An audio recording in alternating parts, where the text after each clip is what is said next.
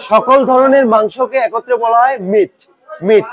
আর গরু, ছাগল এবং শূকর এবং যেগুলো বাছুর সেগুলোর মাংসকে বলা হয় রেড মিট। Red meat. গরুর মাংসকে কি বলা হয় তাহলে? গরুর মাংসকে বলা হয় বিফ। বিফ। আমি যদি এটা কোপ দেই, এই গরুর মাংসকে বলা হয় বিফ। ঠিক আছে? তাহলে ছাগলের মাংসকে কি বলা হয়? ছাগলের মাংসকে বলা হয় মাটন। মাটন। আমরা মাটন বিরিয়ানি খাই না? মাটন বিরিয়ানি, ছাগলের বিরিয়ানি। ছাগলের মাংসকে বলা হয় মাটন। আবার বাছুরের মাংসকে কি বলে? বাছুরের মাংসকে বলা হয় ভিল। ভিল। ঠিক আছে?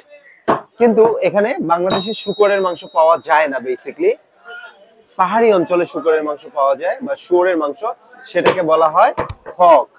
হক। আবার সকল ধরনের পাখি যেগুলো উড়তে পারে সেগুলোকে বলা হয় পোল্ট্রি।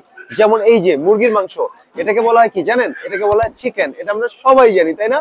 আবার হাঁসের মাংস ডাক, রাজহাঁসের মাংস গুস।